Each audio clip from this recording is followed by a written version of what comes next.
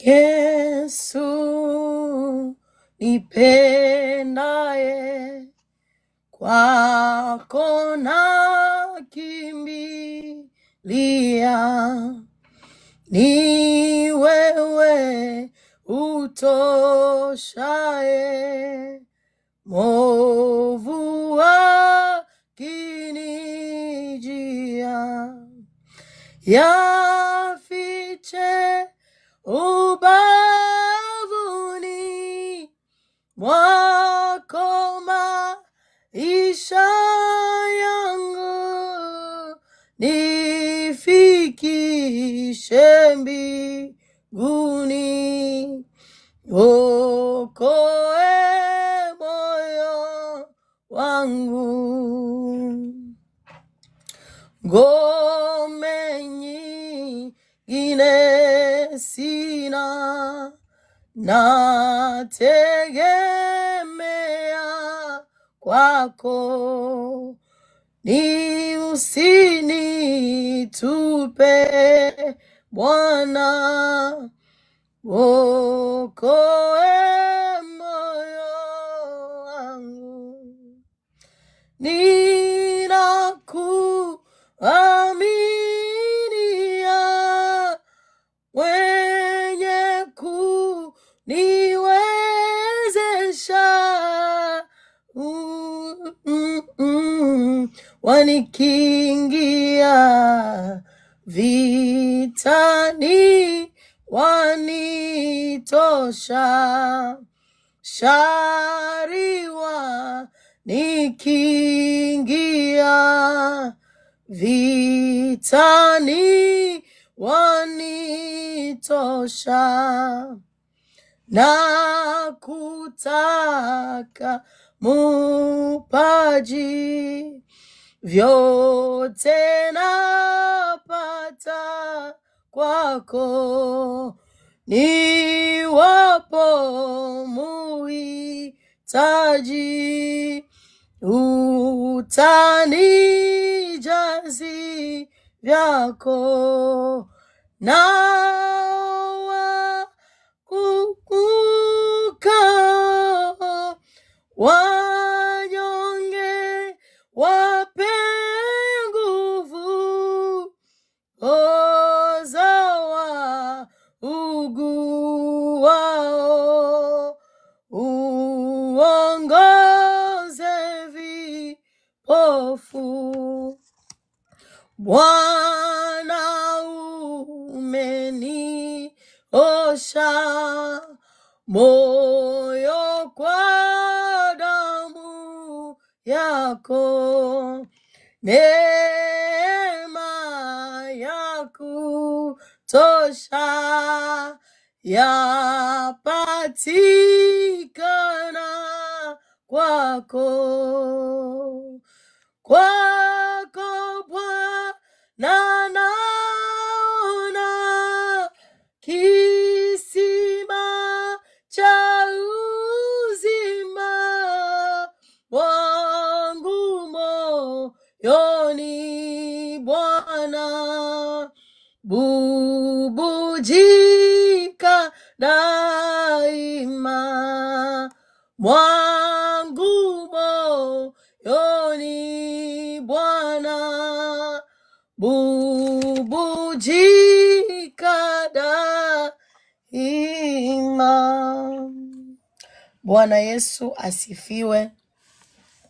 Na wasalimu nyote katika jina la Yesu Kristo wa Nazareti. Matumaini yangu muko salama mahali mlipo, na neema ya Mungu iko pamoja nanyi.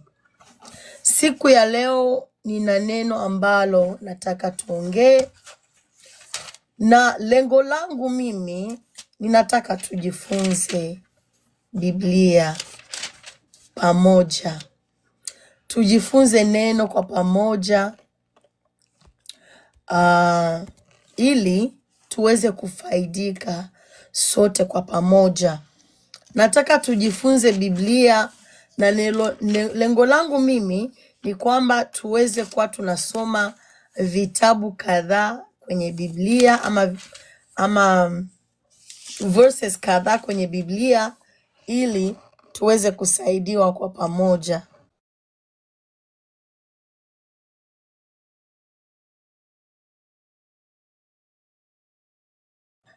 Lengo langu ni ili tujifunze neno kwa pamoja na tuweze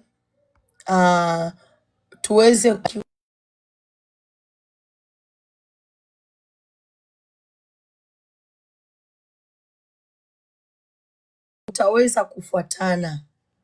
Tunaenda kusoma neno. Tutaanza na kitabu cha Mwanzo na tutaenda tunajifunza polepole mpaka tutaelewa pale ambapo tutafika. Kwa hiyo kama una Biblia yako, tufuatane kwa pamoja, tuweze kusoma neno na tuweze kuelewa kile ambacho Mungu anakisema juu ya maisha yetu. Haleluya. Tunaanza na kitabu cha Mwanzo sura yake ya kwanza. Kitabu cha Mwanzo sura yake ya kwanza. Hapo mwanzo Mungu aliziumba mbingu na nchi. Nayo nchi ilikuwa tupu, tena bila umbo, na giza lilikuwa juu ya uso wa vilindi vya maji. Roho ya Mungu ikatulia juu ya uso wa maji. Mungu akasema, iwe nuru. Ikawa nuru. Mungu akaiona nuru ya kuwa ni njema. Mungu akatenga nuru na giza. Mungu akaiita nuru ya mchana, nuru mchana, na giza akaliita usiku. Ikawa jioni, ikawa asubuhi, siku ya kwanza. Mungu akasema, na liwe anga katikati ya maji, likayatenga maji na maji. Mungu akaliumba anga, akayatenga yale maji yaliyo juu ya anga na yale maji yaliyo chini ya anga. Ikawa hivyo. Mungu akaliita lile anga mbingu. Ikawa jioni, ikawa asubuhi, siku ya pili. Mungu akasema, maji yaliyo chini ya mbingu na yakusanyike mahali pamoja, ili pakavu paonekane. Ikawa hivyo. Mungu akapaita pale pakavu nchi, na makusanyiko ya maji akayaita bahari. Mungu akaona ya kuwa ni vyema. Mungu akasema, nchi na yote majani, mimea itoayo mbegu, na miti ya matunda izaayo matunda kwa jinsi yake, ambayo mbegu zake zimo ndani yake, juu ya nchi. Ikawa hivyo. Nchi ikatoa majani, mche utoao mbegu kwa jinsi yake, na mti uzao matunda, ambao mbegu zake zimo ndani yake kwa jinsi yake. Mungu akaona ya kuwa ni vyema. Ikawa jioni, ikawa asubuhi, siku ya tatu. Mungu akasema, na iwe mianga katika anga la mbingu, ili itenge kati ya mchana na usiku. Nayo iwe ndiyo dalili ya kuonesha majira, siku na miaka. Tena iwe ndiyo mianga katika anga la mbingu, itie nuru juu ya nchi. Ikawa hivyo. Mungu akaumba mianga miwili mikubwa, ule mkubwa utawale mchana, na ule mdogo utawale usiku. Akafanya na nyota pia. Mungu akaiweka katika anga la mbingu, itie nuru juu ya nchi, na kuutawala mchana na usiku, na kutenga nuru na giza. Mungu akaona ya kuwa ni vyema. Ikawa jioni, ikawa asubuhi, siku ya 4. Mstari wa 20. Mungu akasema, maji na yajae kwa wingi, na viumbe vyenye uhai, na ndege waruke juu ya nchi, katika anga la mbingu. Mungu akaumba nyangumi wakubwa wa kila kiumbe chenye uhai kiendacho, ambavyo maji yalijawa navyo kwa wingi kwa jinsi zao, na kila ndege arukaye kwa jinsi yake. Mungu akaona ya kuwa ni vyema. Mungu akavibariki akisema, zaeni mkaongezeke, mkayajaze maji na baharini, ndege na wazidi katika nchi. Ikawa jioni, ikawa asubuhi, siku ya 5. Mstari wa 24.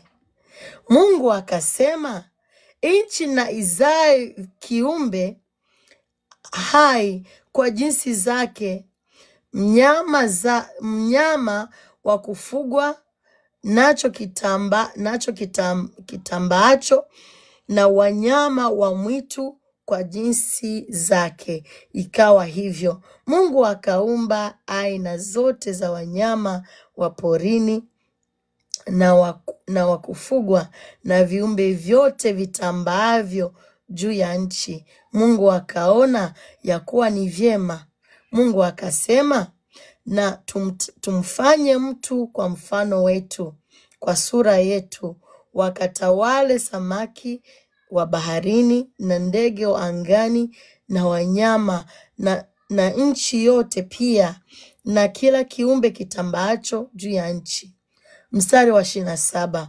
Mungu akaumba mtu kwa mfano wake, kwa mfano wa Mungu alimuumba, mwanamume na mwanamke aliwaumba. Mungu akawabariki. Mungu akawaambia, zaeni mkaongezeke, mkaijaze nchi na kuimiliki, mkatawale samaki wa baharini na ndege wa angani na kila kiumbe chenye uhai kiendacho juu ya nchi. Mungu akasema, tazama, nimewapa ninyi kila mmea utoayo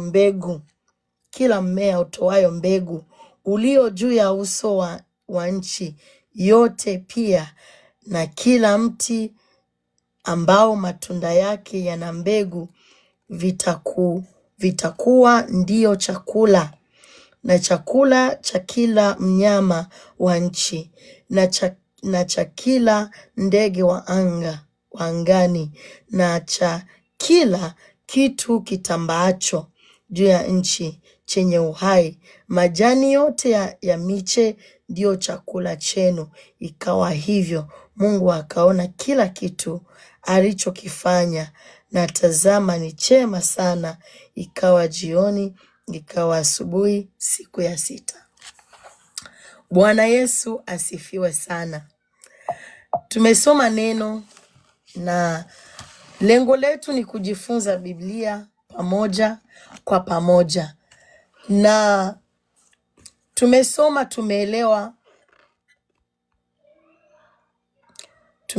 tumeelewa kwamba Mungu aliumba vitu vyote kupitia kinywa chake.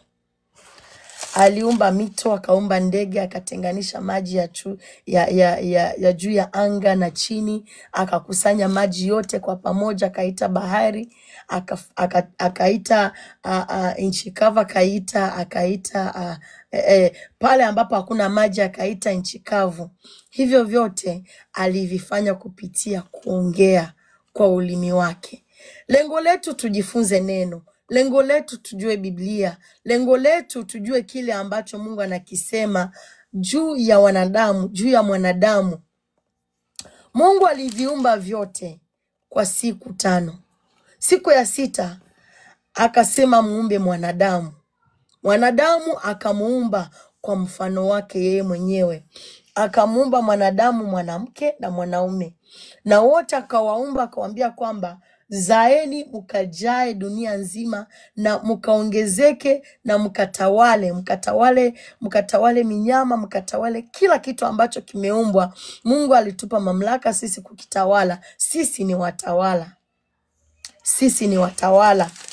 Na vitu vyote Mungu alivyoviumba, alitumia ulimi wake, alitumia kinywa chake kuviumba, aliongea. Na sisi, neno la Mungu linasema ya kwamba tumeumbwa kwa mfano wake. Ina maana kwamba kama tumeumbwa kwa mfano wake yeye Mungu, ina maana kwamba tuna operate jinsi Mungu ana operate. Kwa hiyo sisi tuna mamlaka, sisi tumepewa mamlaka na Mungu, ila sisi hatujitambui sisi ni wakina nani. Na ndo hapo shida ipo nani, kwa sababu hatuelewi tuko wakina nani. Ndio maana tunanyanyasika, ndio maana hatujui kile kitu ambacho Mungu amekiweka ndani yetu.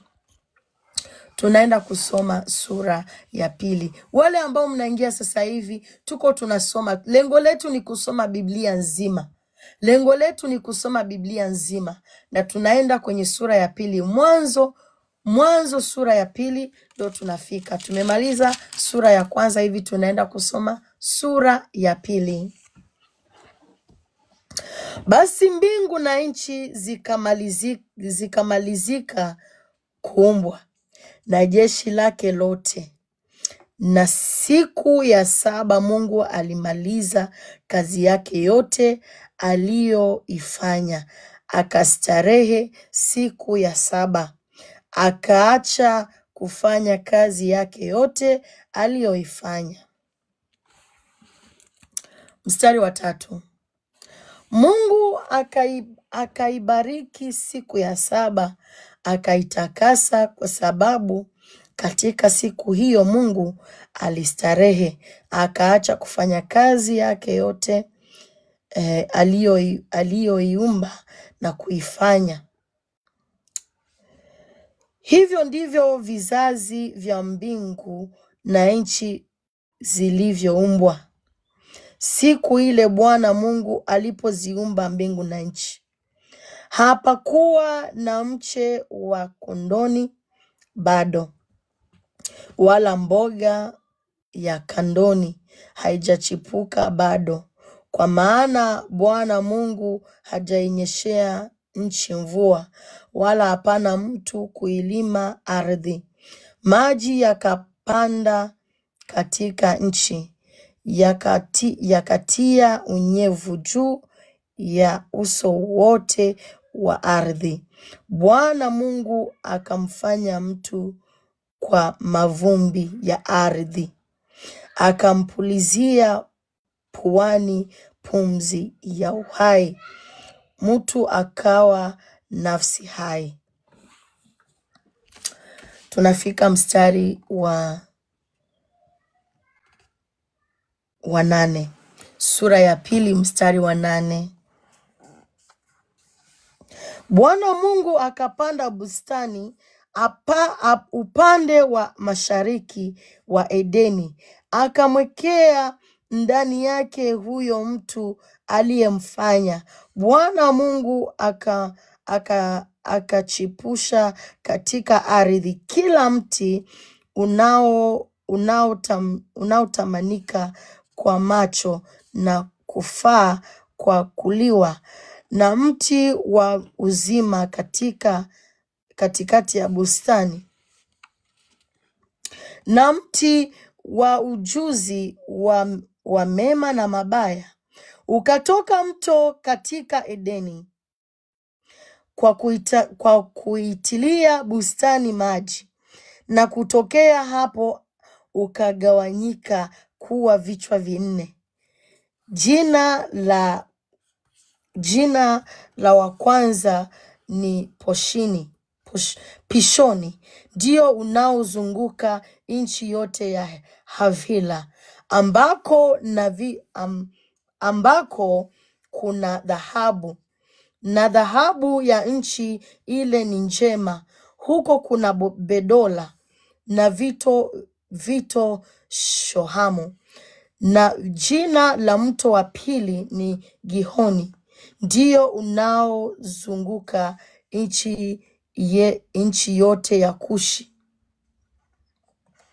Na jina la mto wa tatu ni Hidekeli, ndio unaopita mbele ya Ashuru.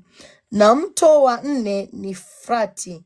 Bwana Mungu akamtwaa huyo mtu, akamweka katika bustani ya Edeni, ailime na kuitunza.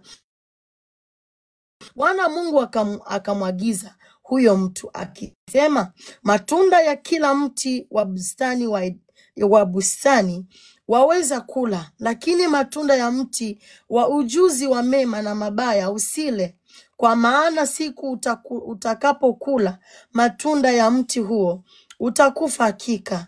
Bwana Mungu akasema, si vema huyo mtu awe peke yake. Nitamfanyia msaidizi wa kufanana naye. Bwana Mungu akafanyiza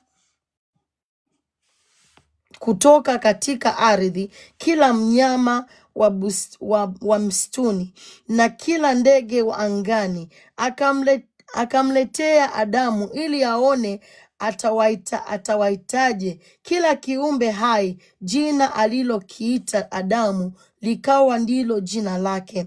Adamu akawapa majina yao kila mnyama wa kufugwa na ndege wa angani na kila mnyama wa mwituni, lakini hakuonekana wa kumsaidia Adamu aliyefanana naye. Bwana Mungu akamletea Adamu usingizi mzito, naye akalala.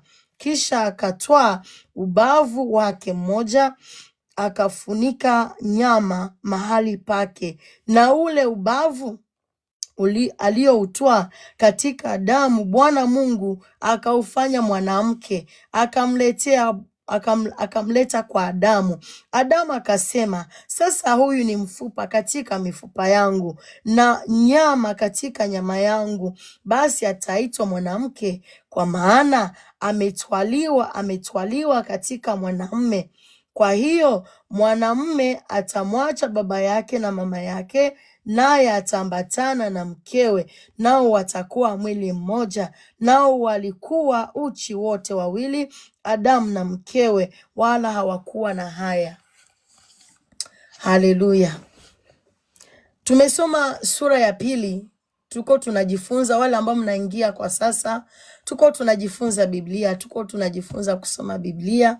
Tumeanza sura ya kwanza, hivi tumefika sura ya pili. Sura ya pili tunaona jinsi Mungu aliendelea kufafanua jinsi aliumba.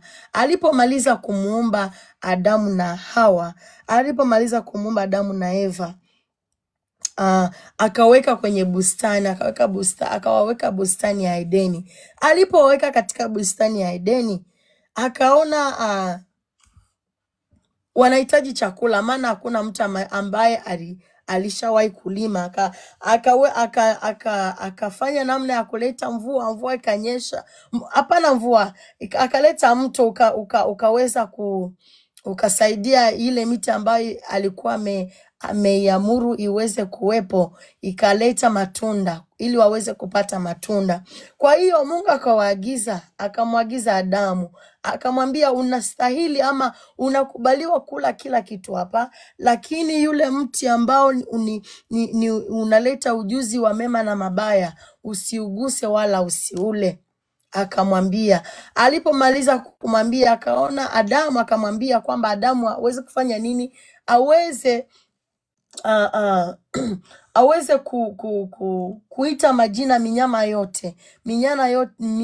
yote bustani, ama minyama yote iliyokuwa juu ya anga, minyama yote ambayo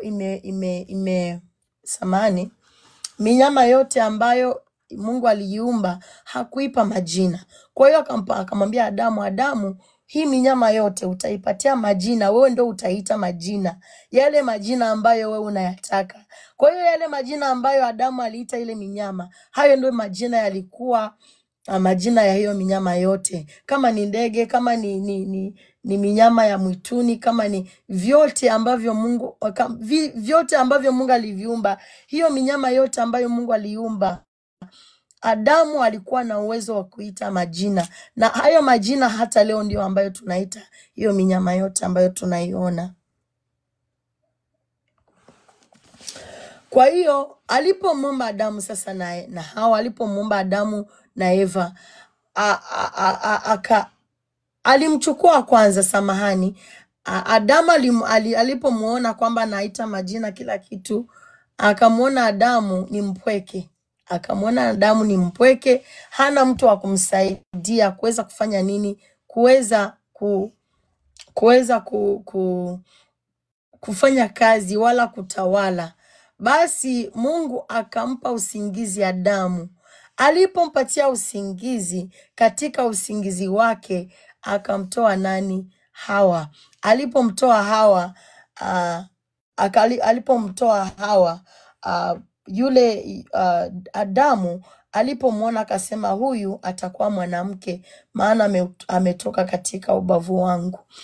Manake mwanamke alitoka katika ubavu wa alitoka kwenye ubavu wa mwanaume. Bwana Yesu asifiwe.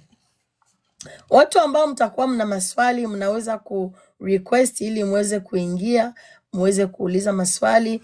Aiza una cha kuongeza, pia unakaribishwa kama una cha kuongeza. Tunataka tujifunze neno. Basically, this is a Bible study. This is a Bible study. Tunataka tujifunze Biblia, tusome, tujifunze Biblia kwa pamoja, tujifundishe neno kwa pamoja. Kwa hiyo kama utakuwa na swali wala una chochote cha kuongeza, unakaribishwa. Na tunaenda kusoma sura ya 3.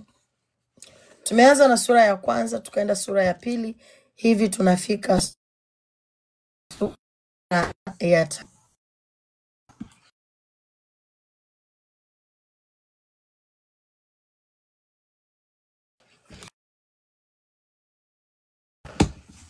Okay. Tunafika sura ya 3, tunaenda kusoma sura ya 3. Tutafuatana. Kama una Biblia yako, ingelikuwa vyema uchukue Biblia yako, tufuatane ili tusome Biblia kwa pamoja. Lengo langu ni ili tujifunze Biblia nzima tujifunze. Kwa hiyo tunafika sura ya 3, tufuatane. Tunasoma Biblia kitabu cha Mwanzo tunafika sura ya 3. Kitabu cha Mwanzo sura ya 3. Kichwa cha neno, dhambi na adhabu yake. Basi nyoka alikuwa mwerevu kuliko wanyama wote wa mwitu aliowafanya Bwana Mungu. Akamwambia mwanamke, ati hivi ndivyo alivyosema Mungu, msile matunda ya miti yote ya bustani? Mwanamke akamwambia nyoka, matunda yote ya miti ya bustanini twaweza kula, lakini matunda ya mti ulio katikati ya bustani Mungu asema, msiale wala msiaguse, msije mkafa. Nyoka akamwambia mwanamke, hakika mtakufa, kwa maana Mungu anajua ya kwamba siku mtayakula matunda ya mti huo, mtafumbuliwa macho, nanyi mtakuwa kama Mungu, mkijua mema na mabaya. Mwanamke alipoona ya kuwa ule mti wafaa kwa chakula, wapendeza macho, nao ni mti wa kutamanika kwa maarifa, basi alichuma matunda yake akala, akampa na mmewe, naye akala.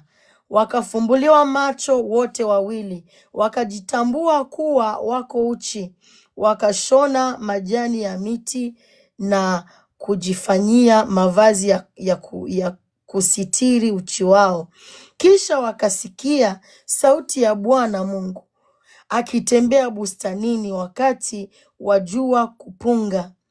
Adamu na mkewe wakajificha katika miti ya bustani, Bwana Mungu asiwaone.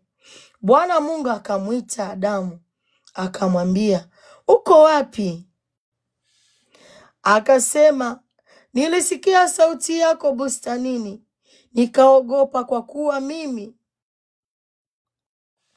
ni uchi, nikajificha. Akasema, ni nani aliyekuambia ya kuwa uchi?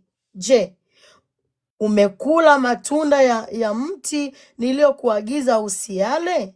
Adamu akasema, huyo mwanamke uliyenipa awe pamoja nami ndiye aliyenipa matunda ya mti huo nikala.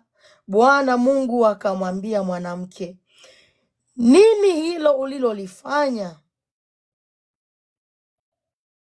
Mwanamke akasema, nyoka alinidanganya nikala. Bwana Mungu akamwambia nyoka, kwa sababu umeyafanya hayo, umelaaniwa wewe kuliko wanyama wote na kuliko hayawani wote walioko mwituni.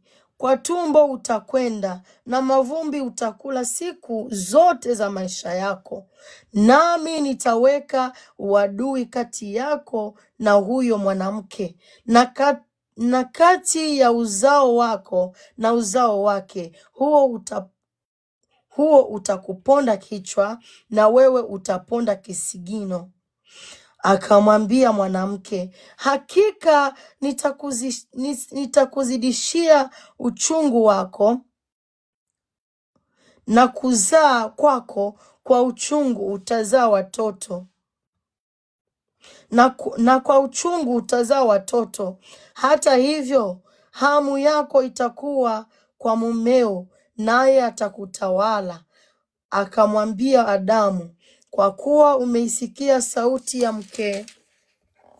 ya mke wako, ukala matunda ya mti ambao nilikuagiza nikasema usiale, ardhi imelaaniwa kwa ajili yako. Kwa uchungu utakula mazao yake siku zote za maisha yako. Michongoma na miiba itakuzalia, nawe utakula mboga za kondeni. Kwa jasho la uso wako utakula chakula, hata utakapoirudia ardhi ambayo katika hiyo ulitwaliwa, kwa maana mavumbi wewe, nawe mavumbini utarudi. Adamu akamwita mkewe jina lake Hawa, kwa kuwa yeye ndiye aliye mama yao wote walio hai. Bwana Mungu akawafanyia Adamu na mkewe mavazi ya ngozi, akawavika. Bwana Mungu akasema, basi huyu mtu amekuwa kama mmoja wetu, kwa kujua mema na mabaya, na sasa asije akanyosha mkono wake akatwaa matunda ya mti wa uzima akala, akaishi milele. Kwa hiyo Bwana Mungu akamtoa katika bustani ya Edeni ailime ardhi ambayo katika hiyo alitwaliwa. Basi akamfukuza huyo mtu, akaweka makerubi upande wa mashariki wa bustani ya Edeni, na upanga wa moto uliogeuka huku na huko kuilinda njia ya mti wa uzima.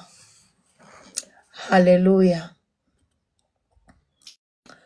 Oh Yesu. Tumesoma sura ya 3 na tumeelewa kwamba dhambi iliingia katika nchi. Sura ya 3, dhambi ikaitanda ulimwengu. Sura ya 3, tumefika sura ya 3 na tunaelewa kwamba kupitia Adamu na Eva, dhambi iliingia duniani. Na adhabu ya dhambi iliyofanyika ipo. Kila dhambi tunayoifanya ina madhara yake. Kila dhambi tunayoifanya ina madhara. Hakuna kitu ambacho unaweza kukifanya ukawa salama kama kiko mbali na mapenzi ya Mungu.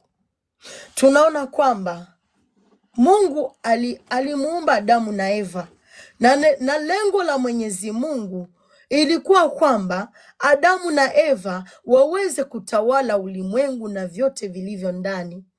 Lakini Mungu akamwambia Adamu, Adamu, vyote utakavyovifanya uwe makini sana. Huyo mti ambao uko katikati ya bustani ya Edeni, usiule. Lakini ilipofika yule mwanamke alipokuwa anafanya mizunguko yake, akakutana na shetani. Akakutana na nyoka. Nyoka ikamdanganya. Nyoka ikamuuliza, ni kweli Mungu alisema msikule matunda ya miti yote hapa bustanini? Yeye Eva akaanza kuongea na nyoka. Mimi ningekuwa Eva, ningeondoka, singeongea naye. Singeongea na yule nyoka. Maana kupitia yeye dhambi kaingia katika ulimwengu. Na ndio maana watu tunahangaika usiku na mchana, kwa sababu dhambi aliyoifanya nani? Aliyoifanya Adamu na Eva. Eva akasikia ile sauti ya nyoka. Aliposikia ile sauti ya nyoka, akachukua ile tunda, akakula, akampelekea na mumewe Adamu. Na alipokula Eva, hiyo dhambi bado haijaingia ulimwenguni. Dhambi bado haijaingia ulimwenguni. Lakini kipindi Adamu alikula, dhambi kaingia ulimwenguni. Dhambi kaingia katika dunia. Ndugu zangu, tuwe makini sana na sauti tunazozisikia. Tuwe makini sana na sauti ambazo tunazisikia. Sio kila sauti ya kuipatia nafasi kwenye maisha yako. Kuna sauti zingine, kuna watu hawahitaji hata kujibizana nao. Hata Yesu alifanya hivyo. Kuna wakati mwingine alikuwa anaulizwa maswali na Mafarisayo. Alikuwa hawajibu wala hawatimizii kile wanachokitaka. Wakati mwingine tusijibizane na watu wala tusijibizane na shetani. Tusijibizane, kwa sababu katika kujibizana tunaweza tukakosea. Katika kujibizana tunaweza tukakosea, tukapoteza mwelekeo. Maana kupitia Eva alikula tunda, akampelekea bwana yake. Alipompelekea mume wake, ndipo dhambi ikaingia katika ulimwengu. Walipokula lile tunda, wakajikuta wako uchi. Walipojikuta wako uchi, wakaanza kukimbia, wakatafuta namna ya kuweza kufanya nini? Unapofanya dhambi, unajiweka uchi, unakuwa uko wazi. You are vulnerable. Unapofanya dhambi na kufanya uwe wazi, uwe uchi mbele za watu, hata mbele za Mwenyezi Mungu. Dhambi ni kitu kibaya sana. Dhambi ina hasara. Maana Mungu alikuwa ametupatia ahadi ya mingi sana popote. Sura ya pili yote ni ahadi tu ambazo Mungu ametupatia, jinsi tutakuwa wamiliki, lakini kwa sababu ya dhambi aliyoifanya Adamu na Eva, mpaka leo tunahangaika. Wacha niwasomee adhabu ambayo mwanadamu alipewa baada ya Adamu na Eva kufanya dhambi. Baada ya Adamu na Eva kufanya dhambi, panasema kwamba akamwambia mwanamke, mstari wa 19, sura ya 3 mstari wa 16, akamwambia mwanamke, hakika nitakuzidishia uchungu wako na kuzaa kwako, kwa uchungu utazaa watoto. Yaani kwa uchungu utazaa watoto. Ndio maana tunapoenda kwenye leba tunasikia machungu yaliyopitiliza kwa sababu ya dhambi Adamu na Eva wameifanya. Kwa sababu ya dhambi Adamu na Eva waliifanya, ndio maana mwanamke anazaa kwa uchungu. Hivyo ndivyo neno linatuambia. 17. Akamwambia Adamu, kwa kuwa umeisikiliza sauti ya mke wako, ukala matunda ya mti ambao nilikuagiza nikisema usiale. Ardhi imelaaniwa, ardhi kalaaniwa tangu hiyo siku kwa sababu ya dhambi Adamu ameifanya. Ardhi ikalaaniwa. Oh yes. Ardhi imelaaniwa kwa ajili yako. Kwa uchungu utakula mazao yake siku zote za maisha yako. Kwa uchungu utakula mazao yake siku zote za maisha yako. Michongoma na miiba itakuzalia, nawe utakula mboga za kondeni. Kwa jasho la uso wako utakula chakula. Ndiyo maana mpaka leo shida tunazozipitia kwa sababu dhambi imeingia ulimwenguni kupitia Adamu na Eva. Kupitia Adamu na Eva, dhambi iliingia ulimwenguni, na ndiyo maana mwanamke anazaa kwa uchungu. Na ndiyo maana mwanaume lazima atumike kwa jasho, achoke kwa sababu ya dhambi iliyofanyika katika bustani ya Edeni. Oh, Yesu we. Mungu atusaidie sana. Hapo sasa, baada ya hayo yote kutokea, Adamu akamuita mkewe Hawa, ambaye ndiyo Eva. Kwa kuwa yeye ndiye mama yao wote walio hai, akamuita Hawa. Basi ilipotokea hivyo, Mungu akawafukuza Adamu na Eva katika bustani ya Edeni. Akawafukuza. Akamfukuza Adamu na Eva katika bustani ya Edeni. Tunaenda kusoma sura ya 4. Sura ya 4. Mwanzo sura ya 4. Kichwa cha neno kinasema Kaini amuua Habili. Adamu akamjua Hawa mkewe, naye akapata mimba, akamzaa Kaini. Akasema, nimepata mtoto wa kiume kwa msaada wa Bwana. Akaongeza akamzaa ndugu yake Habili. Habili alikuwa mchunga kondoo na Kaini alikuwa mkulima. Ikawa hatimaye Kaini akaleta mazao ya ardhi, sadaka kwa Bwana. Habili naye akaleta mazao ya kwanza wa wanyama wake na sehemu zilizonona za wanyama. Bwana akamtakabali Habili na sadaka yake, bali Kaini hakumtakabali wala sadaka yake. Kaini akaghadhibika sana, uso wake ukakunjamana. Bwana akamwambia Kaini, kwa nini una ghadhabu? Kwa nini una ghadhabu? Na kwa nini uso wako umekunjamana? Kama ukitenda vyema hutapata kibali? Usipotenda vyema, dhambi iko inakuotea mlangoni, nayo inakutamani wewe, lakini yapasa uishinde. Kaini akamwambia Habili ndugu yake, twende uwandani. Ikawa walipokuwa uwandani, Kaini akamwinukia Habili nduguye, akamuua. Bwana akamwambia Kaini, yuko wapi Habili ndugu yako?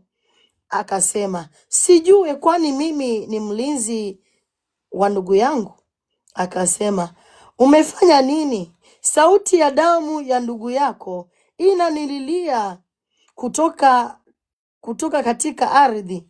Basi sasa umelaaniwa wewe katika ardhi iliyofumbua kinywa chake, ipokee damu ya ndugu yako kutoka kwako. Utakapo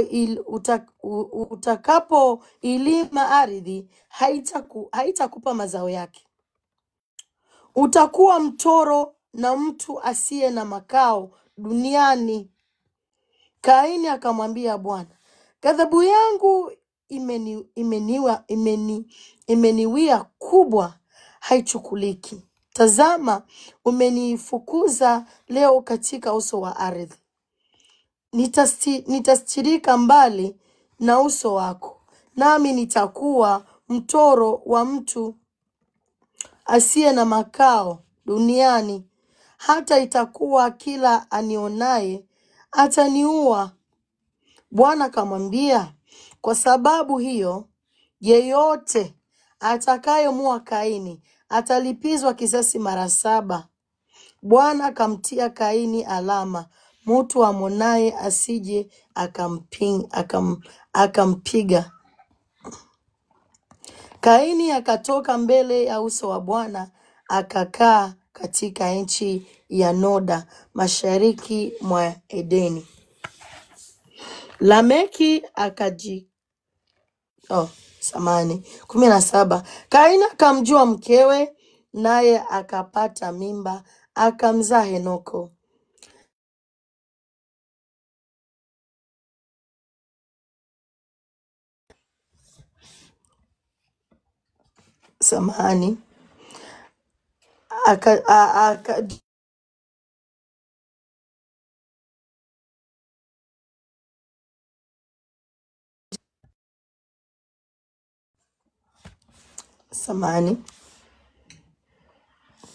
Akajenga mji akauita Henoko kwa jina la mwanawe.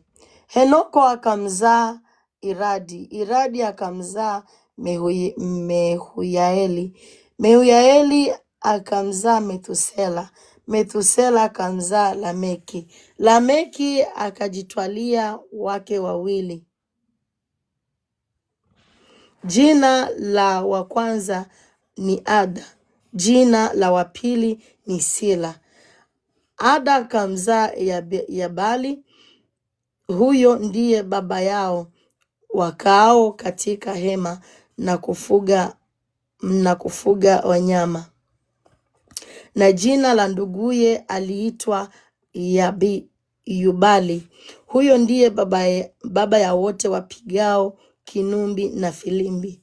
Sila naye akamzaa Tubalkaini, mfua kila chombo cha kukatia na shaba na cha chuma. Na dada yake Tubalkaini alikuwa Naama. Lameki akawaambia wake zake, sikieni sauti yangu, Ada na Sila, enyi wake wa Lameki, sikilizeni ninachosema, maana nimemua mtu kwa kunitia jeraha, kijana kwa kunichubua. Kama Kaini akilipiwa kisasi mara 7, hakika Lameki atalipiwa mara 77. Adamu akamjua mke wake, tena akamzaa mwanaume, akamwita jina lake Seti. Maana alisema, Mungu ameniwekea uzao mwingine mahali pa Habili, kwa sababu Kaini alimua. Seti naye akazaa mwana, akamwita jina lake Enoshi. Hapo ndipo watu walipoanza kuliita jina la Bwana. Bwana Yesu asifiwe. Tumefika sura ya 4. Sura ya 4 tumeisoma na tunaielewa jinsi nasema. Kipindi Adamu na Eva walifanya dhambi, walipofanya dhambi basi dhambi ikaingia katika ulimwengu, na baadaye Adamu na Eva wakazaa watoto ambaye ni Adamu na Eva, ambaye ni Abeli na Kaini na Abeli. Walipowazaa wakawa wanamjua Mungu kama vile wamefundishwa na baba yao. Sasa tukiendelea mbele, inaonekana kwamba Kaini na Abeli walikuwa wanamtolea Mungu sadaka.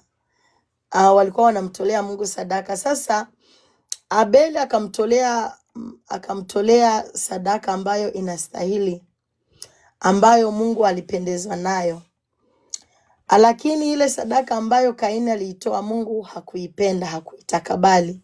Kwa hiyo ikawaje? Kaini akasikia wivu, akamsikilia ndugu yake wivu. Alipomsikilia wivu, basi Mungu akamuuliza, sasa ukifanya vyema hautapata kibali mbele za Mungu?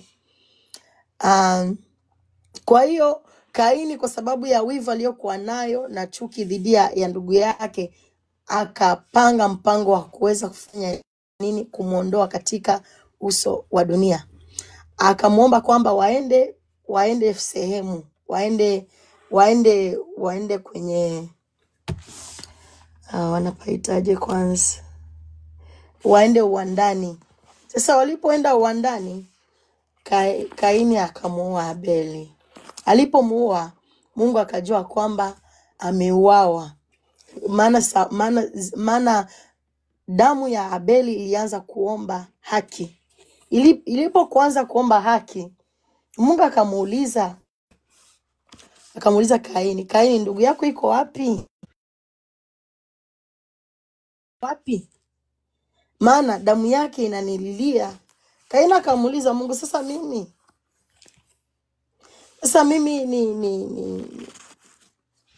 ni mlinzi wa ndugu yangu? Ndipo Mungu akamwambia, najua kwamba umemuua ndugu yako, na ndio maana nakuuliza, maana damu ya ndugu yako inanililia mimi. Haleluya. Inalilia mimi na inaomba haki. Kwa hiyo Mungu akamwambia, kwa sababu umefanya jambo kama hilo, umelaaniwa. Kwa sababu umefanya chukizo kama hilo, umelaaniwa. Na tena utakuwa mbali sana. Hautakuwa karibu na sehemu hii. Lazima uende mbali, maana umelaaniwa. Akamwambia, mbona unanipatia adhabu kubwa sana? Nitafanya namna gani? Akamwambia, umelaaniwa, nenda kabisa. Akamfukuzia mbali. Alipomfukuzia mbali, tunaona hapa mbeleni akaondoka. Baada ya muda mfupi, tunaona kwamba Kaini alizaa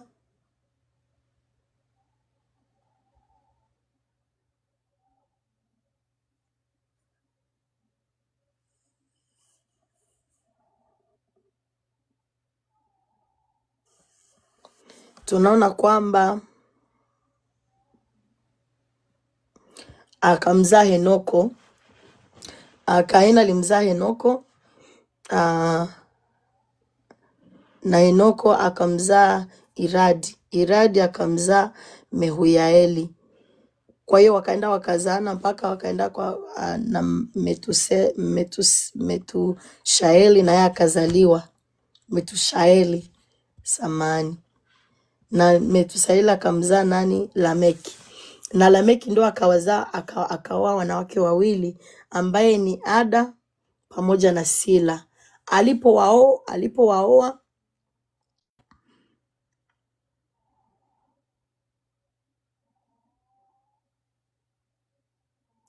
wakazaa na wenyewe wakazaa watoto. Walipozaa watoto wakaongezeka.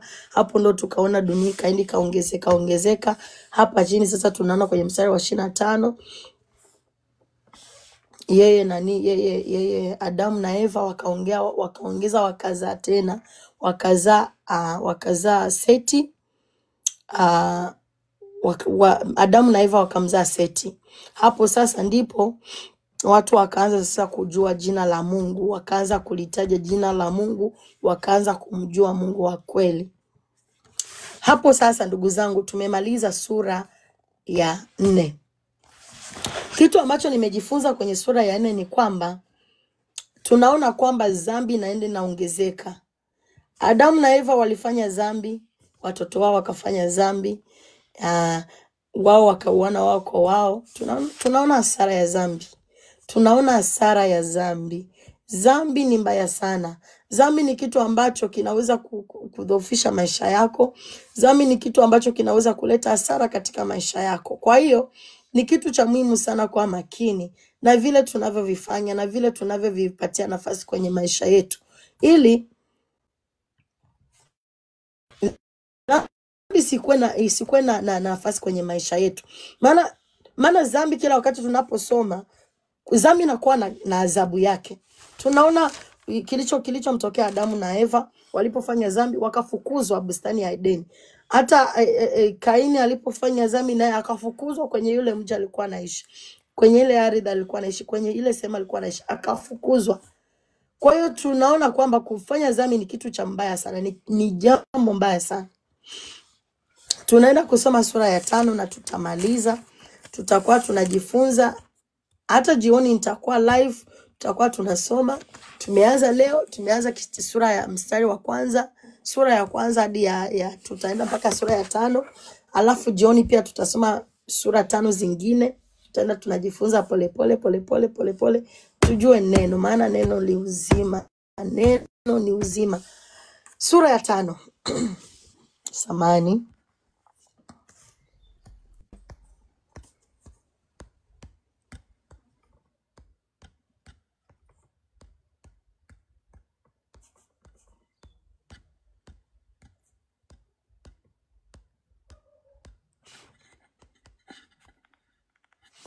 Tunaenda kusoma sura ya 5. Sura ya 5 inasema, Mwanzo sura ya 5. Tunasoma kwa jina la Yesu.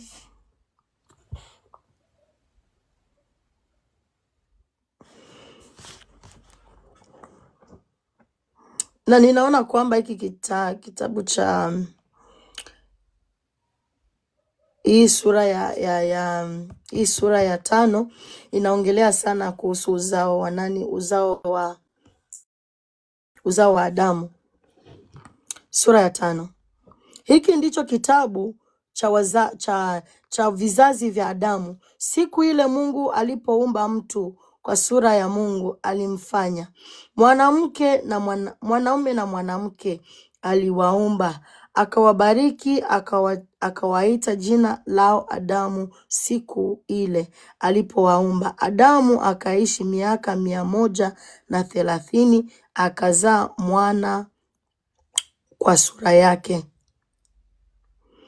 kwa mfano wake, akamwita jina lake Seti. Siku za Adamu baada ya kumzaa Seti zilikuwa miaka 800, akazaa wana wa kiume na wa kike. Siku zote za Adamu alizoishi ni miaka 930, naye akafa. Seti akaishi miaka 105, akamzaa Enoshi. Seti akaishi baada ya kumzaa Enoshi miaka 807, akazaa wana wa kiume na wa kike. Siku zote za Seti ni miaka 612, akafa. Enoshi akaishi miaka 90, akamzaa Kenani. Enoshi akaishi baada ya kumzaa Kenani miaka 815, akazaa wana wa kike na wa kiume na wa kike. Siku zote za Enoshi ni miaka 905, 5 akafa. Kenani akaishi miaka 70 akamzaa Mahalaleli Mahalaleli. Kenani akaishi baada ya kumzaa Mahalaleli miaka 840 akazaa wana wa kike na wa kiume na wa kike. Siku zote za Kenani ni miaka 910 akafa. Mahalaleli akaishi miaka 95 akamzaa Yaredi. Mahalaleli akaishi baada ya kumzaa Yaredi miaka 830 akazaa wana wa kiume na wa kike. Siku zote za Mahalaleli ni miaka 895 akafa. Yaredi akaishi miaka 192 akamzaa Henoko. Yaredi akaishi baada ya kumzaa Henoko miaka 800 akazaa wana wa kiume na wa kike. Siku zote za Yaredi ni miaka 962 akafa. Henoko akaishi miaka 95 akamzaa Metusela. Henoko akaenda pamoja na Mungu baada ya kumzaa Metusela.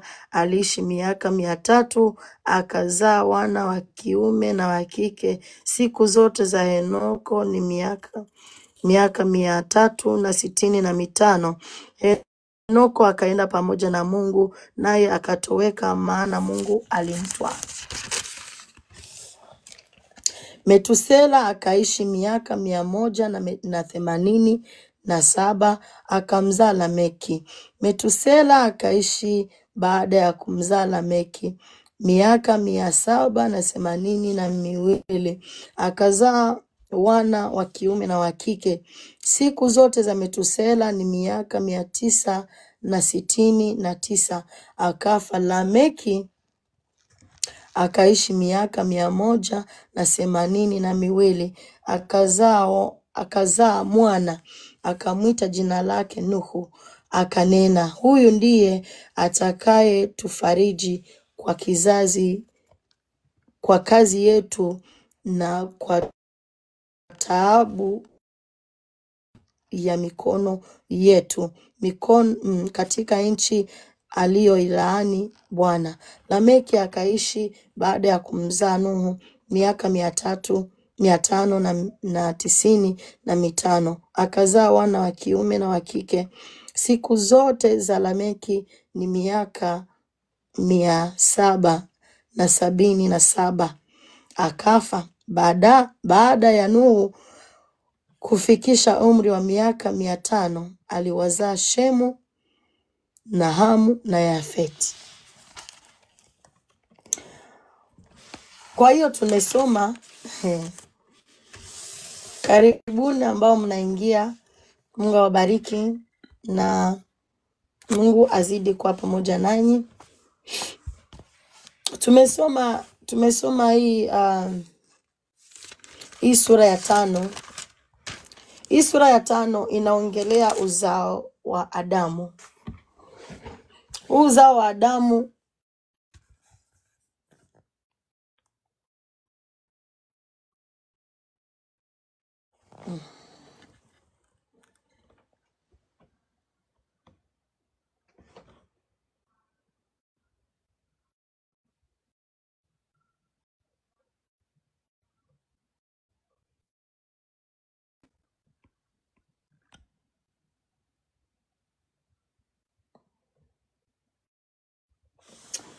okay. Samahani, sijazoea live bila. Okay. Wacha tuendelee. Kama vile nimesema na kama vile tumesoma hii sura ya 4, sura ya 5, tunaona uzao wa Ibrahimu. Tunaona uzao wa Adamu, uzao wa Adamu baada ya Habili. Maana yake Habili aliuawa Kaini akafukuzwa. Mungu sasa akawakumbuka Adamu na Eva, wakamzaa Seti. Seti sasa, kutoka kwenye Seti ndo uzao mwingine ukaja ukatokea. Kwa hiyo tunaona kwamba walienda wakazaliwa mpaka kwa Nuhu. Tunaona Nuhu sasa, Nuhu amezaliwa, na tunajua kwamba Nuhu sio mtu wa kawaida kwenye Biblia.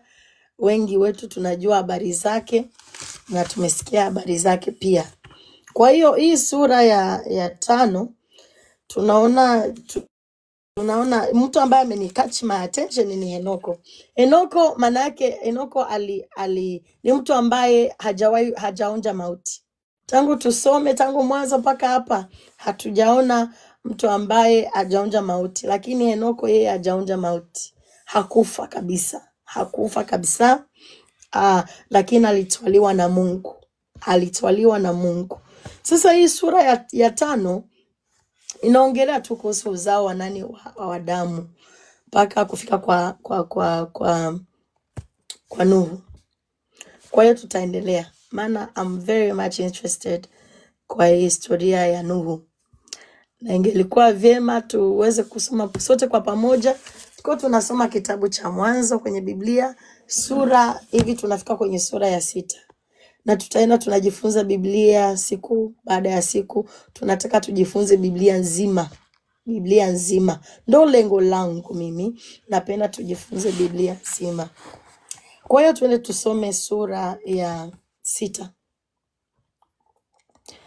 Jamani, mnisaidie kutap tuone kama watu wengine watajua kwamba tuko live, ili waweze kupata ujumbe, tuweze kufuatana kwa pamoja. Okay. Mwanzo sura ya 6. Uovu wa wanadamu. Ikawa wanadamu walipoanza kuzidi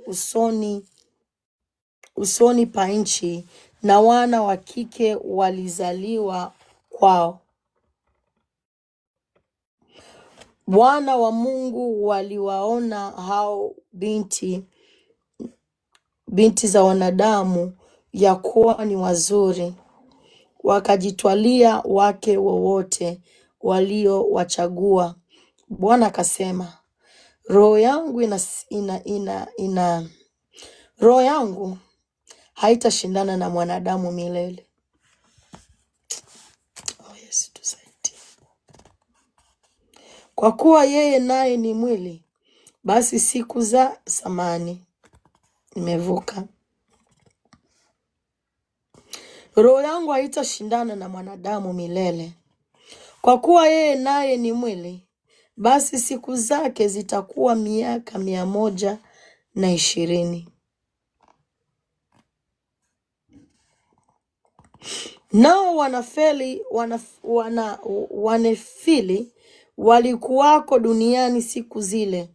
Tena baada ya hao wana wa Mungu walipoingia kwa binti za wanadamu, wakazaa nao wana. Hao ndio waliokuwa watu hodari zamani, watu wenye sifa. Bwana akaona ya kuwa maovu ya wanadamu ni makubwa duniani, na kwamba kila kusudi analowaza moyoni mwake ni baya tu siku zote. Bwana akagairi kwa kuwa amemuumba mwanadamu duniani, akahuzunika moyoni. Bwana akasema, nitamfutilia mbali mwanadamu niliyemuumba usoni pa nchi, mwanadamu na mnyama na kitambacho na ndege wa angani, kwa maana na gairi ya kwamba nimewaumba. Lakini Nuhu akapata neema machoni pa Mungu. Haleluya.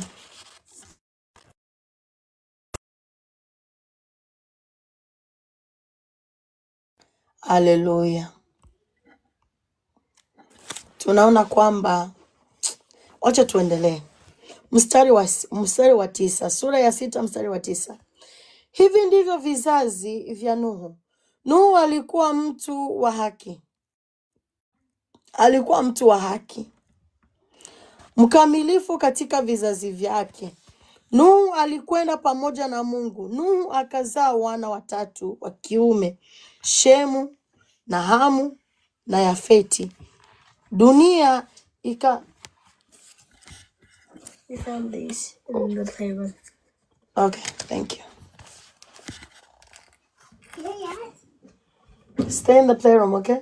Okay. Samani. Later, after I'm done, okay? Okay. Okay. Nuhu akazaa watoto watatu. Wana watatu wa kiume, Shemu, Hamu na Yafeti. Dunia ikaharibika mbele za Mungu. Dunia ikajaa dhuluma. Mungu akaiona dunia na tazama imeharibika, maana kila mtu duniani amepotoka. Mungu akamwambia Nuhu, mwisho wa kila kiumbe umefika mbele zangu, kwa sababu wameijaza dunia maovu, basi nitawaangamiza pamoja na dunia. Jitengenezee safina ya mti wa mvinje. Tengeneza vyumba ukaifunike kwa lami ndani na nje. Hivi ndivyo utakavyoifanya dhiraa 300,000 wa safina, dhiraa 50 upana wake na dhiraa 30 kwenda juu. Uifanyie safina mwangaza, ukaumalize juu ya kiasi cha mkono mmoja. Ukautie mlango wa safina katika ubavu wake. Ukaifanyie dari 3 na chini ya pili na ya 3. Tazama, nitaleta gharika ya maji juu ya nchi, niharibu kila kitu chenye mwili na pumzi ya uhai, kisiwepo chini ya mbingu.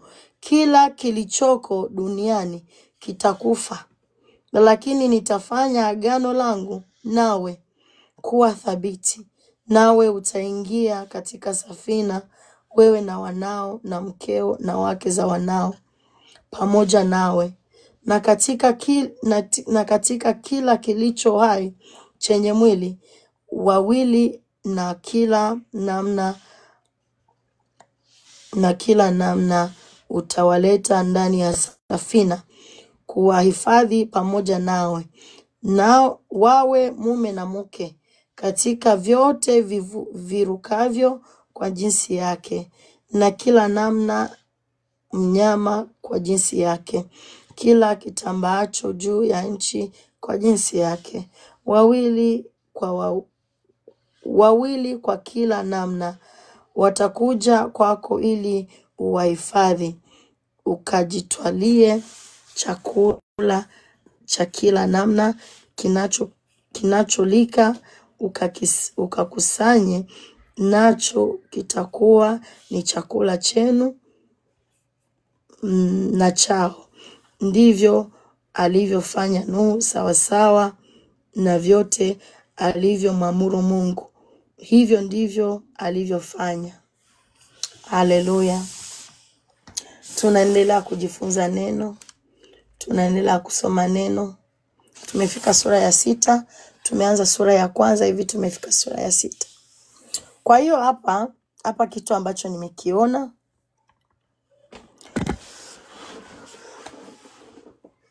karibuni ambao mnaingia kwa sasa, Mungu apate kuwabariki. Tuko tunajifunza Biblia tuko tunafanya Bible study, tunajifunza neno, tuko tunajifunza Biblia. Kiufupi tumefika sura ya 6. Sura ya 6 tumesoma tukaona kwamba Mungu, Yesu Mungu tusaidie. Mungu alitazama dunia, tazama ulimwengu. Akaona dhambi zimekuwa nyingi sana. Akaona dhambi zimezidi. Akaona jinsi wanadamu wamezidi kufanya dhambi, wamezidi kufanya machukizo mbele za Mwenyezi Mungu. Mungu akakuwa na ghadhabu. Akawa na hasira juu ya ulimwengu, juu ya mwanadamu. Akawa na hasira mpaka akasema, najuta kumuumba mwanadamu. Najuta kumuumba mwanadamu kwa sababu wanadamu wamekuwa wanafanya machukizo mbele zangu. Mungu akasema, nitaangamiza ulimwengu wote. Maana malaika wamekuja duniani wakazaa na wanadamu. Kwa hiyo kitu ambacho kimefanyika sio mwanadamu, sio malaika, ni kitu hakieleweki. Mungu akapata hasira sana ya kumuumba mwanadamu. Kwa hiyo Mungu akafanya nini? Akafanya agano na Nuhu. Akafanya agano na Nuhu. Akamwambia Nuhu, nina lengo la kuangamiza ulimwengu. Nina lengo la kuangamiza, nina lengo la kutoa kitu chote duniani. Nataka niharibu ulimwengu kwa gharika. Akasema Nuhu, ninakupatia maelekezo. Utafanya safina kwa namna nitakavyokuelekeza. Upana wa kulingana hivi, urefu wa kulingana hivi, vyumba vingapi, kila kitu akamwelekeza jinsi atafanya. Sasa alipomwambia, akamwambia kwamba utakapomaliza wewe na mke wako mtaingia pamoja na watoto wako, wana wako, pamoja na wake zao. Halafu utachukua kila mnyama utachukua, mwanamke na mwanaume utawaweka ndani ya safina. Hivyo ndivyo Mungu alivyoongea na nani? Na Nuhu. Akaongea naye, akamwambia utafanya hivyo ili tuweze kufanya nini? Ili niweze kufanya kila ambacho mimi nimekusudia kukifanya. Kwamba utafanya hivyo ili pia muweze kupata chakula. Muweze kupata chakula. Kwa hiyo Nuhu akatii na akaenda kulingana na vile Mungu amemwagiza. Akafuata kila kitu ambacho Mungu aliongea naye. Akafuata utaratibu. Kwa hiyo tunaona tangu mwanzo kufika hapa, dhambi imetanda, dhambi imetawala ulimwengu. Mungu akawa na hasira, akasema mimi lazima mimi sitaendelea kushindana na mwanadamu. Tunapofanya dhambi ni kama tunashindana na Mungu. Tunapotenda maovu ni kama vile tunashindana na Mungu. Usishindane na Mungu mwanadamu, hautashinda. Ukishindana na Mungu hauwezi kushinda hiyo vita, utashindwa. Haleluya. Vita ambayo utaweza kupigana na Mungu hauwezi kushinda kamwe. Kamwe hauwezi kushinda. Tunaendelea kusoma. Tutaenda mpaka sura ya 10. Nimeona tuendelee. Tunaenda sura ya 7. Wale ambao mnaingia kwa sasa, tuko tunasoma Biblia na tumeanza na sura ya 1, tunafika sura ya 7. Na lengo letu ni kujifunza neno. Lengo letu ni kujua nini Mungu anakisema juu ya mwanadamu. Ni kitu gani Mungu anakitaka kwa mwanadamu? Tunaenda kusoma sura ya 7 na tutamalizia hiyo sura ya 7. Tutaendelea baadaye kwa sababu tutajifunza kidogo kidogo. Sura ya 7. Bwana kamwambia Nuhu, ingia wewe na jamaa yako yote katika safina, na kwa maana nimekuona wewe mwenye haki mbele zangu katika kizazi hiki. Mstari wa 2. Mstari wa 2. Katika wanyama wote walio safi ujitwalie 7 wa kiume na wa kike, na katika wanyama wasio safi wawili wa kiume na wa kike. Tena katika ndege wa angani 7 wa kike na wa kiume.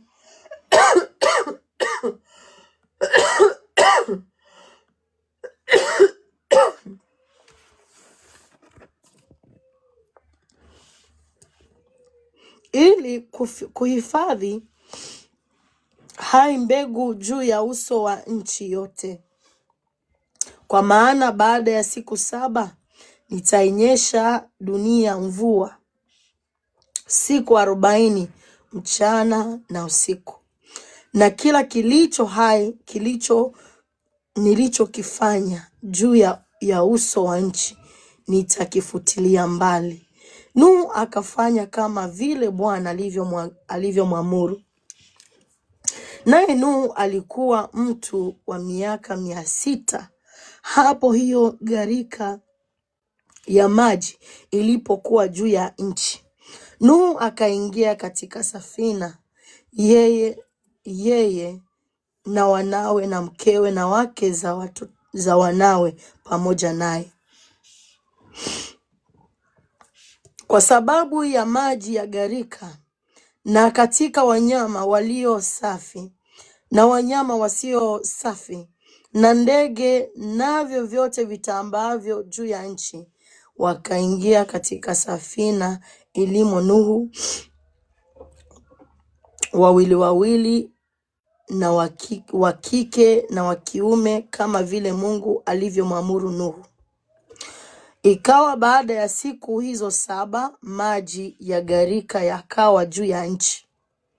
Katika mwaka wa 600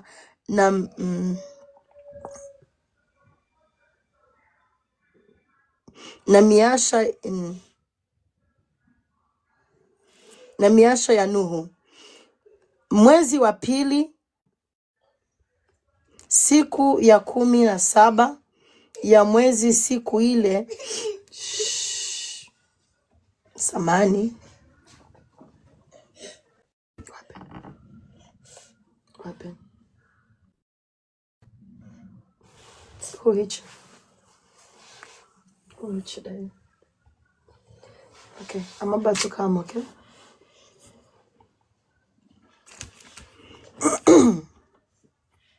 Samani, tunaendelea. Katika mwaka wa 600 na miasha ya Nuhu, mwezi wa 2 siku ya 17 ya mwezi, siku ile chemchemi zote za vilindi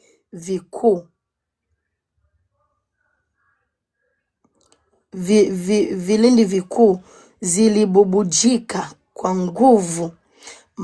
Madirisha ya mbinguni yakafunguka. Mvua ikanyesha juu ya nchi siku 40 mchana na usiku. Siku ile Nuhu akaingia katika safina, yeye na Shemu na Hamu na Yafeti, wana wa Nuhu, na mkewe Nuhu, na wake 3 wa wanawe pamoja naye, wao na kila mnyama wa mwitu kwa jinsi yake, na kila mnyama wa kufungwa kwa jinsi yake, na kila kitambaacho chenye kutambaa juu ya nchi kwa jinsi yake, na kirukacho kwa jinsi yake. kila ndege wa namna yoyote. Waliingia katika safina alimokuwa Nuhu, wawili wawili, wa kila chenye mwili kilicho na pumzi na uhai ndani yake. Na walioingia waliingia wa kike na wa kiume, wa kila kitu chenye mwili, kama vile alivyomwamuru Mungu. Bwana akamfungia. Ile gharika ilikuwako juu ya nchi siku 40, nayo maji yakazidi yakaifanya safina ielee, ikaelea juu ya nchi. Maji yakaongezeka zaidi juu ya nchi, na safina ikaelea juu ya uso wa maji. Maji yakazidi kuongezeka sana sana juu ya nchi, hata milima mirefu yote iliyokuwako chini ya mbingu ikawafunika. Maji yakaongezeka hata milima ikafunikwa kiasi cha dhiraa 15. Wakafa watu wote waendao juu ya nchi, na ndege na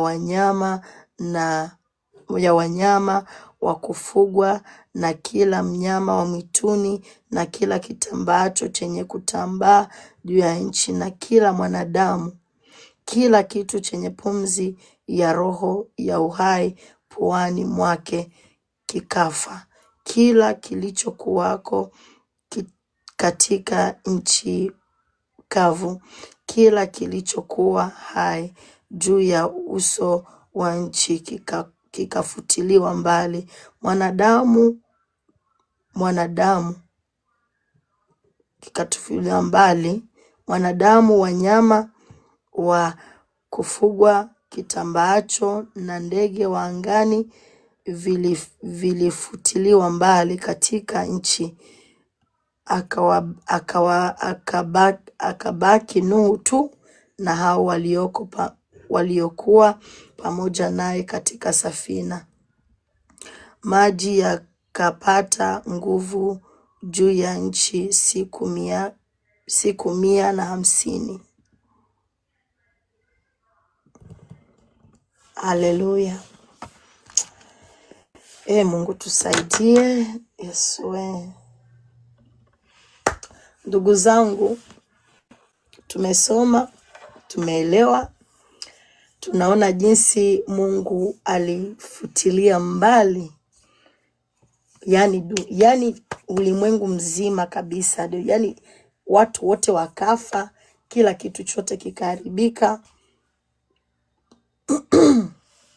Wakabaki watu 8 tu, Nuhu na familia yake, pamoja na ile minyama ambayo Mungu aliiweka wapi?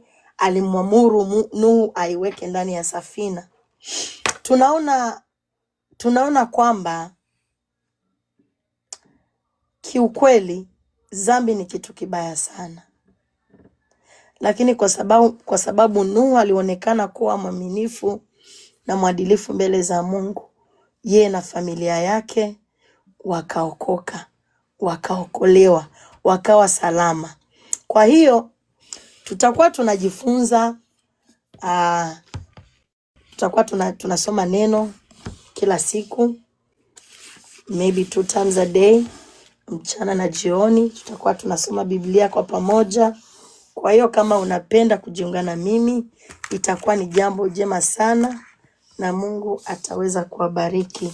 Kwa hiyo ninawapenda sana, na neema ya Mungu iwe pamoja nanyi, na ninazidi kuwaombea kwamba Mungu azidi kuwafunika. Tutaomba tukimaliza. Bwana Mungu muweza wa yote, jemedari wa vita, ninakupenda Yesu, ninalipenda jina lako, ninalipenda neno lako, maana neno lako linaleta uhai. Neno lako ni uzima kwa kila mwanadamu. Muda kama na huu Bwana, tumesoma neno lako, tumeelewa kwamba wewe ni Mungu mwenye upendo, lakini pia wewe ni Mungu mwenye hasira na haupendi dhambi, unachukia dhambi. Mungu tusaidie kuishi kulingana na mapenzi yako. Maisha yetu yakuletee utukufu kila itwapo leo. Pokea sifa na utukufu, tunaomba na kuamini kwamba haya maneno tuliyoyasikia kwamba yanaenda kutujenga, yanaenda kujenga mioyo yetu, yanaenda kujenga maisha yetu, tunaenda kubadilika. Asante kwa yote, pokea sifa na utukufu katika jina la Yesu tunaomba na kuamini. Amen. Mungu awabariki sana. Ninawapenda sana, na Mungu azidi kuwabariki, azidi kuwalinda, azidi kuwatunza, na neema ya Mungu iwe juu yenu na familia zenu. Shalom.